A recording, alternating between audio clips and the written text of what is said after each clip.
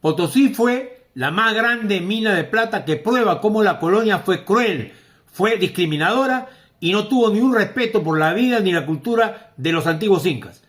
Las diferencias existentes en el Perú unen raíces muy profundas, por supuesto, en la historia de las relaciones sociales y económicas de la conquista, la colonia y la República Criolla. Potosí es el ejemplo más dramático, más cruel. Un reciente trabajo inicial, todavía no una investigación totalmente acabada, publicado en un paper por Melissa Mell, profesora de Harvard, lanza una bomba atómica al sugerir la persistencia del efecto de la mita, que era el trabajo obligatorio en las minas, en los habitantes del centro y sur peruanos. 3 siglos después, todavía la pobreza y el desamparo han generado en esas comunidades un subdesarrollo que dura 3 siglos. El trabajo inicial revela con cálculos de econometría que por lo menos en 200 comunidades que abarcan Huancavelica, Ayacucho, Apurímac, Cusco y Bolivia, se mantienen patrones y déficits sociales cuyo origen se remonta a 3 siglos atrás. Entre los años 1573 y 1812, en que se desarrolla la terrible conscripción obligatoria para la mita del Cerro de Potosí y la mina de mercurio de Huancavelica, hubo un alto costo económico y humano que dejó miles de muertos y secuelas muy graves que perduran y limitan el desarrollo de las comunidades de mitayos, es decir, de aquellos que eran obligados a ir a la mina. Los distritos de la ruta de la mita, que abarcan buena parte del centro y sur del Perú, registran hoy menos propietarios de tierras, porque sus miembros siguen inmersos aún en la autosubsistencia, tienen menos integración a través de carreteras y siguen mucho más desprovistos de servicios públicos que los que no fueron parte del circuito de la mita. ¿Por qué? Porque estos pueblos fueron radicalmente empobrecidos. ¿Por qué? Porque tenían ellos que entregar una parte importante de su contingente de mano de obra. Ya lo veremos.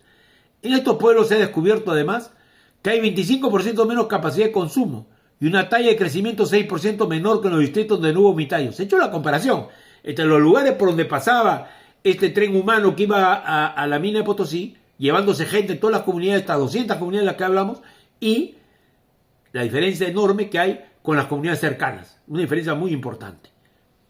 En 1812 termina la mita, bajo el influjo liberal de las Cortes de Cádiz, que también permitieron iniciar el proceso de liberación del Perú y toda la independencia de América. Pero a las 200 comunidades de la mita no se les restituyó el derecho a titular sus tierras. Se quedaron con tierras que eran comunitarias y que no les permitían la compra y venta de las mismas. La colonia prefirió dejarlas fuera del reparto latifundista, impulsado durante el siglo XVIII, para conservar a sus comuneros nativos protegidos por el régimen comunal, para que fueran mano de obra, no otra cosa, de las minas. Esto dio lugar que al cesar la mita, este proceso de llevar gente, para llevarlo obligatoriamente a las minas, empezaron un proceso de disputa, con violencia y protestas, entre las comunidades ingamoniales que querían aprovecharse de las tierras comunales. Otro factor de atraso de estas comunidades fue esta herencia de violencia. Toda la estructura de puerto y ocupación territorial de España, del Perú por España, está orientado a crear relaciones e instituciones para favorecer la extracción minera. Esto originó un Estado e instituciones extractivas. Todo está orientado a la extracción de minerales y algunos consensos coloniales que le dieron prerrogativas a los caciques incas, como el control de las comunidades entre Huancayo y Puno, ojo, un gran territorio, mucho más que 1000 kilómetros, a cambio de dejar a los colonizadores la extracción minera. Es decir, los caciques reinaron como si estuvieran en la época de los incas en la mayor parte de los pueblos y comunidades entre Huancayo y Puno, precisamente en estas 200 que estamos hablando.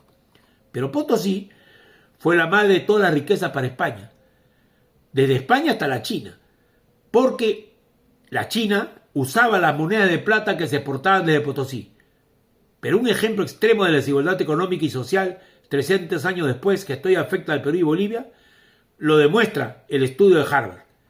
Es decir, durante 300 años se fue elevando al 20% de la mano de obra de estas 200 comunidades. ¿Imagina usted lo que era en una época en que el trabajo era todo y que la gente joven era indispensable para la economía? Pues bien, el 20% cada año, a veces 2 veces por año, eran llevados a la mita.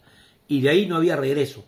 Por eso cuando se dice que no ha habido colonia, y lo ha dicho la señora Ayuso, presidente de la Comunidad de Madrid, al que le ha hecho la total benevolencia del señor alcalde de Lima, y ha dicho que en el Perú no hubo colonia, que hubo virreinato, que era casi como ser iguales entre Reino de España y ellos. No me hagan reír, pues. O sea, seamos serios. La historia de Potosí demuestra que hubo extracción de trabajo obligatorio porque se usaba la institución de la mita que habían instalado los incas para poder arreglar los caminos. Ellos lo usaron para las minas. Y esta extracción minera fue desastrosa para el Perú porque dejó una secuela de su desarrollo y murieron miles y miles de bolivianos y peruanos producto de este trabajo.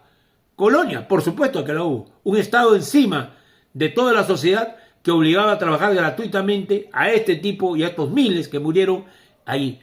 Estado que no fue colonial, el que masacró a Tupac Amaru de manera cruel y terrible. Estado que no era colonial, el que luego ejecutó a Pumacao en 1815, ahorcándolo a él y a todos sus compañeros por sublevarse contra el Imperio Español.